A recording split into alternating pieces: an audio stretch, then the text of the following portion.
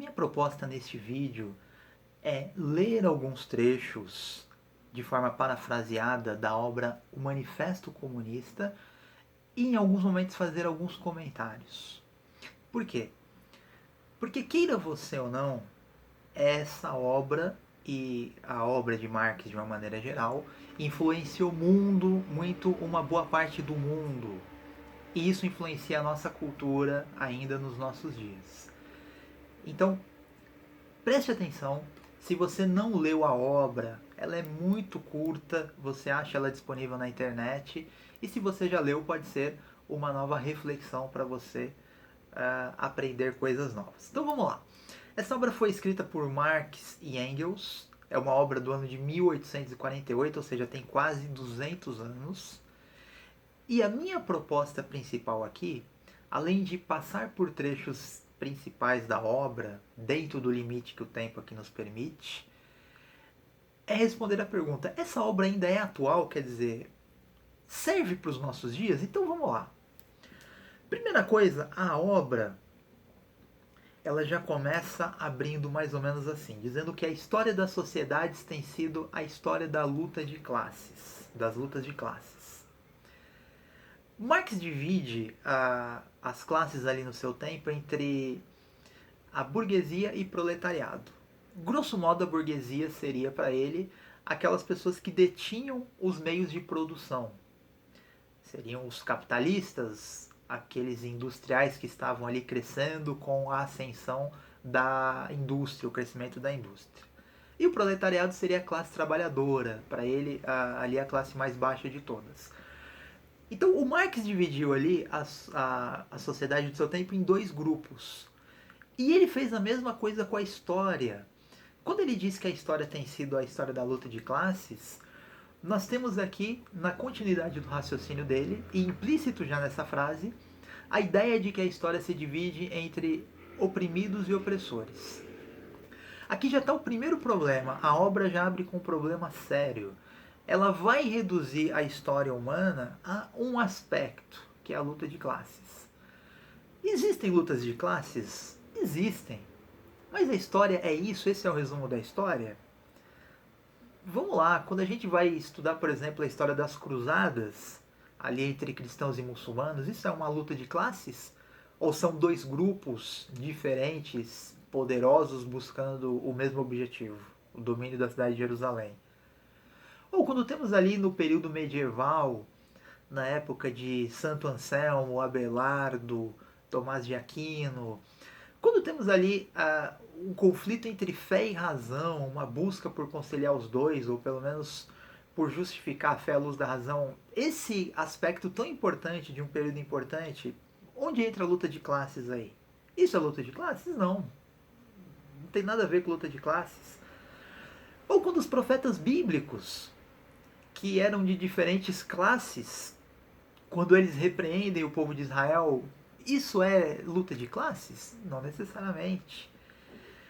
Ou quando você vai lá para a história antiga e vê o fascínio dos egípcios pela imortalidade da alma, o livro egípcio dos mortos, que busca ali dar uma trajetória para a pessoa no pós-morte, onde que tem luta de classes? Quer dizer, a obra já começa trazendo uma grande falsificação da história humana, fazendo um reducionismo absurdo e colocando a história dentro daquilo que estava na cabeça dele. A história é muito mais do que isso, e muito mais do que qualquer aspecto que você possa pensar.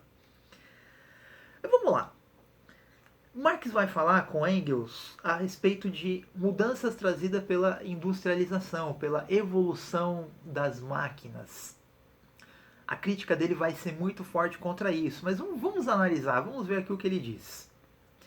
O Marx fala que no lugar da manufatura surgiu a grande indústria moderna.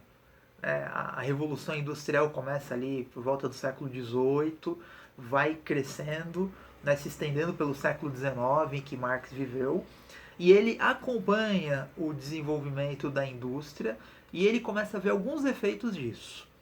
Então, olha o que ele diz, eu vou ler aqui de maneira não a citação literal, mas muito próxima, tá? Parafraseando, ele diz aqui: A burguesia, que seria a classe dominante, a classe que tem os meios de produção, pela exploração do mercado mundial, retirou da indústria a sua base nacional e não emprega matérias-primas locais, mas vindas do mundo inteiro. Quer dizer, o crescimento da indústria produziu uma demanda por buscar matéria-prima de outros países, gerando um comércio internacional. Marx vê isso de forma negativa.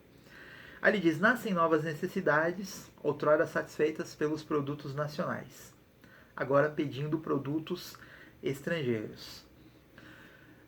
Como eu disse no começo, um dos objetivos aqui é nós vermos se esse material, essa obra, essas ideias são atuais, se a gente tem condições de pegar essas ideias aqui do século XIX e trazer para o século XXI. Em algumas obras isso acontece. Mas vamos lá. Se uma pessoa for ler essa obra do século XIX e querer aplicá-la no século XXI, ela vai achar que o comércio exterior, as relações internacionais na parte do comércio são ruins. E vamos lá, isso é ruim? É ruim hoje, século XXI, século XX, nós temos eletrodomésticos, automóveis, eletroeletrônicos, computadores, celulares, tudo isso daí, muitas vezes, resultado das relações internacionais, no aspecto comercial, né? Você compra um produto que vem de uma peça lá da China, que é feita lá não sei aonde. Todo esse comércio exterior, ele vem muito mais enriquecendo a vida das pessoas do que o contrário que Marx viu ali nos seus dias. É óbvio que ali ele viu muitas coisas no primeiro momento causando pobreza, a gente vai citar isso já, mas o desenvolvimento do comércio internacional proporciona pessoas de diferentes países terem acesso a bens diversos que não teriam se nós tivéssemos apenas indústrias nacionais e comércio local. Outra coisa que Marx diz aqui é a seguinte: os instrumentos de produção da burguesia deixam os preços de seus produtos baixos. Quer dizer, a indústria, né, a indústria ela começa, né, as máquinas começam a produzir as coisas com mais velocidade, aumentam a produção e, consequentemente, tendo menos trabalho para fazer aquilo, o produto fica mais barato. E para ele, isso daí, como a gente vai ver aqui já já, como isso estava associado a baixos salários, a baixar o salário dos trabalhadores, isso para ele era visto de maneira negativa. Agora, analisando de uma maneira simples, não precisa ser um gênio para entender isso. O que acontece com produtos mais baixos? Produtos a preços mais baixos, a tendência é que esses produtos mais baixos eles se tornem mais acessíveis a muita gente. E não é o que acontece naturalmente na economia? Quando os preços dos produtos baixam, eles se tornam mais populares e isso permite mais pessoas terem acesso?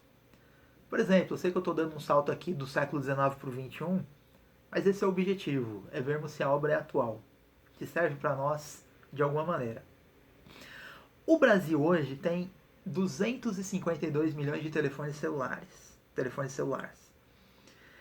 Essa informação mostra que nós temos mais celulares no Brasil do que pessoas. E olha que o celular não é nem um produto hiper barato, né? E nós temos cerca de 109 milhões de smartphones. Quer dizer, quando o preço do produto baixa, ele se torna mais acessível a mais gente.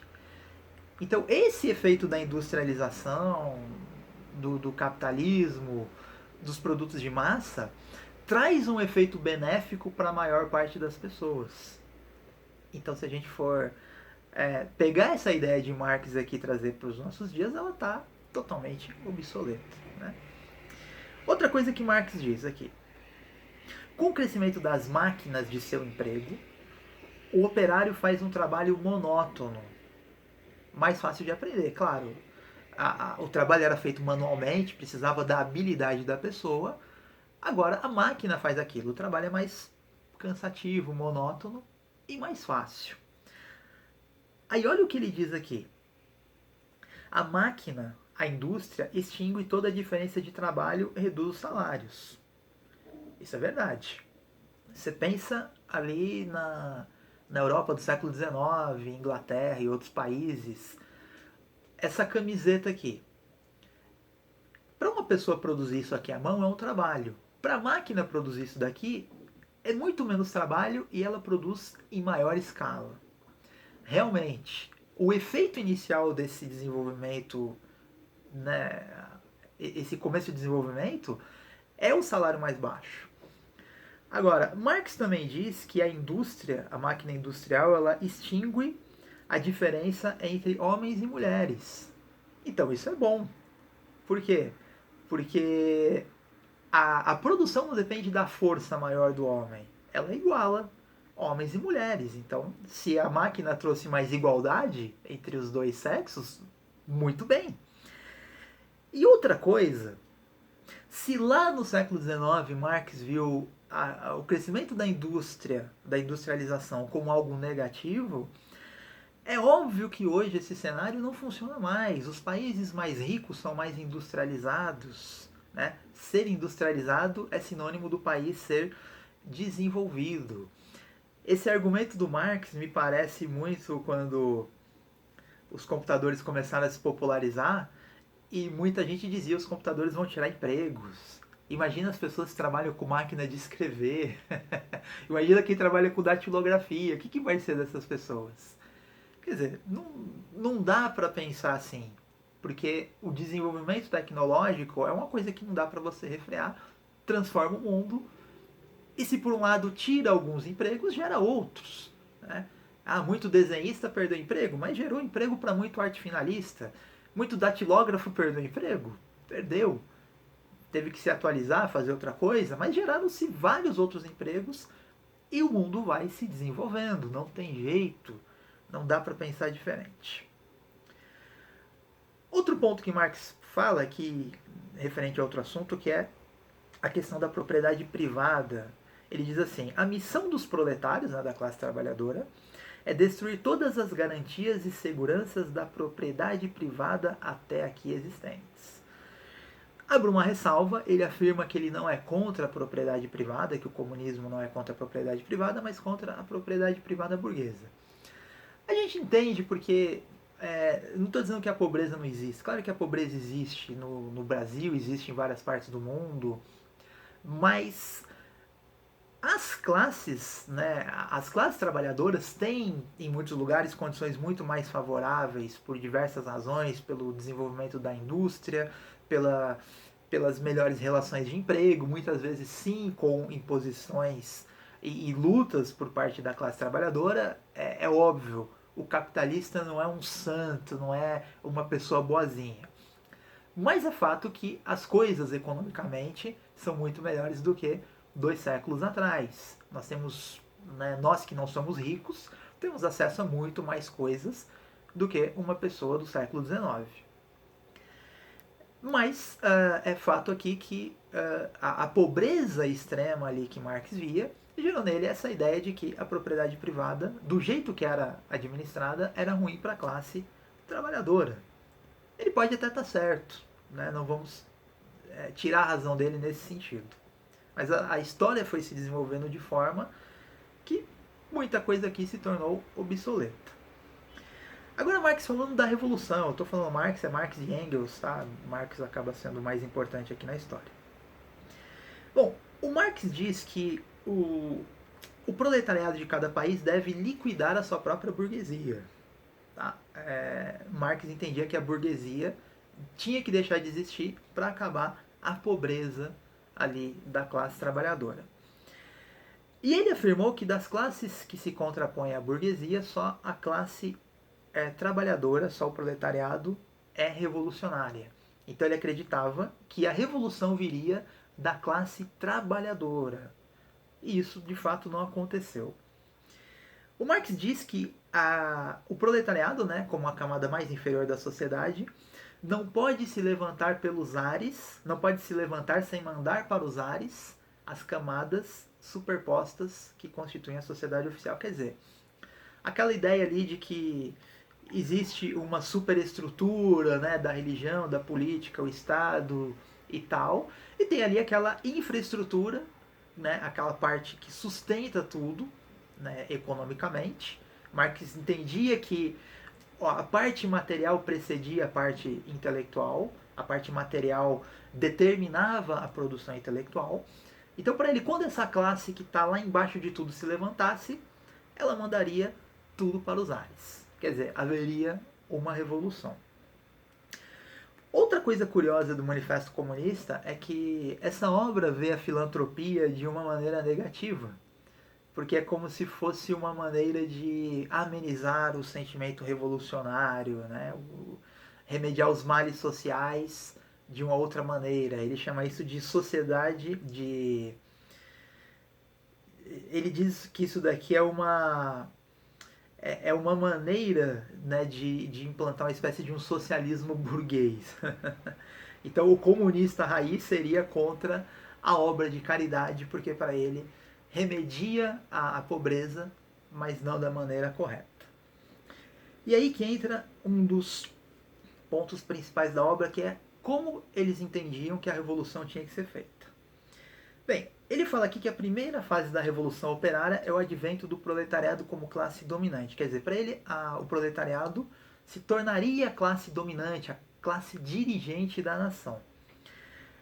Aí, pouco a pouco, essa classe proletariada, os trabalhadores no domínio, arrancariam o capital da burguesia e centralizaria os meios de produção nas mãos do Estado.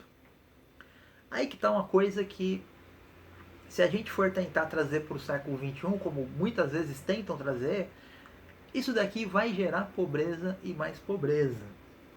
Por quê? Porque isso daqui nada mais nada menos é do que a estatização dos meios de produção. E os governos socialistas muitas vezes buscam fazer isso.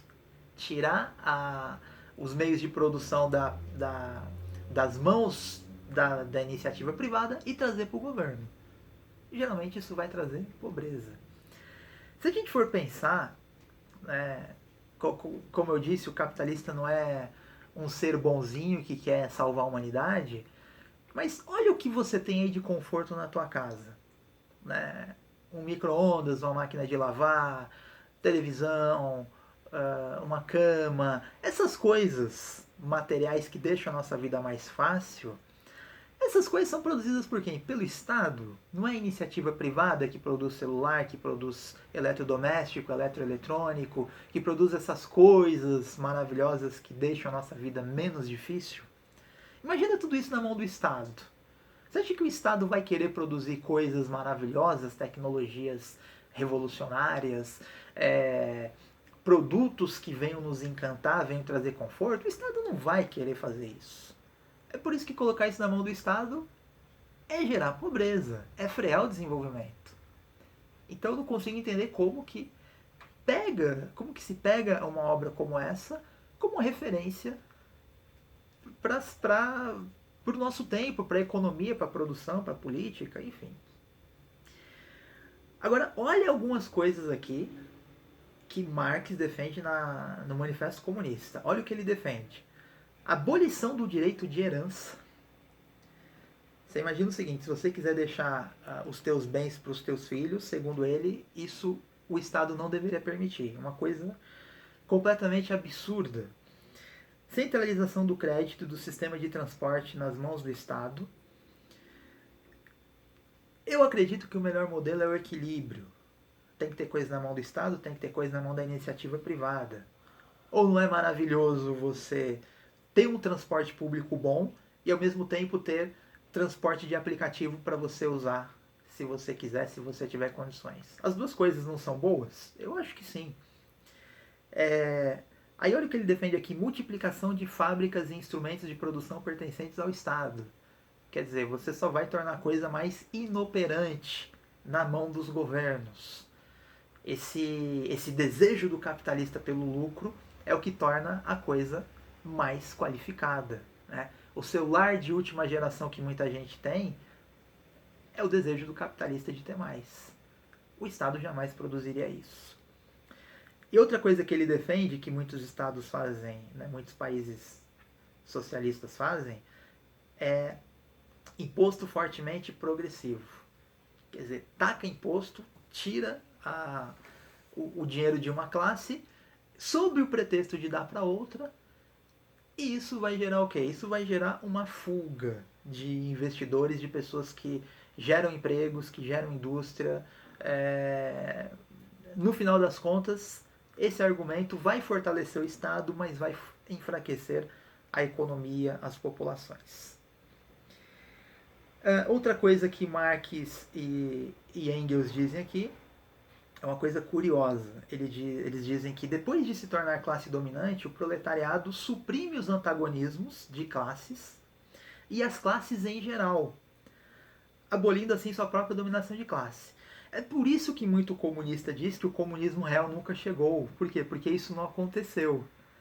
E por que não aconteceu? Porque quem toma o poder não vai querer dar o poder para outro.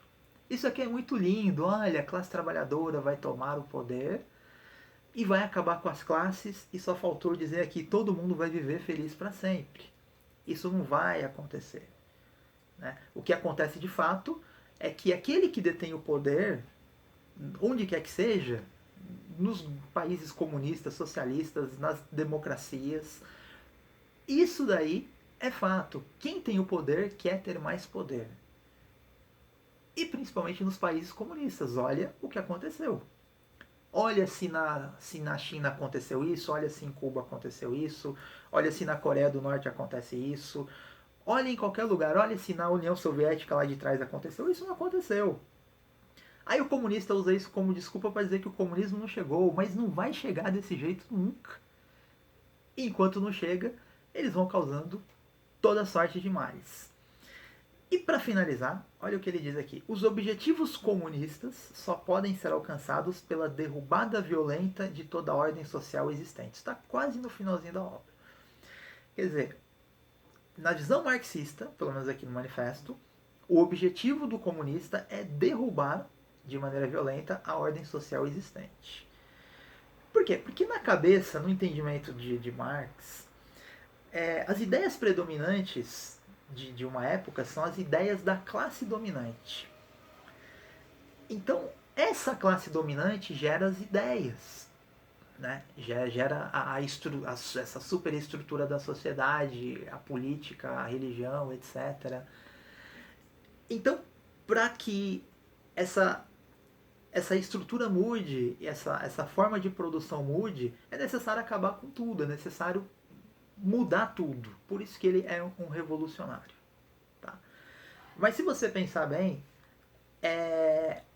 a liberdade de pensamento, a liberdade de religião, ela não coexiste com o método comunista.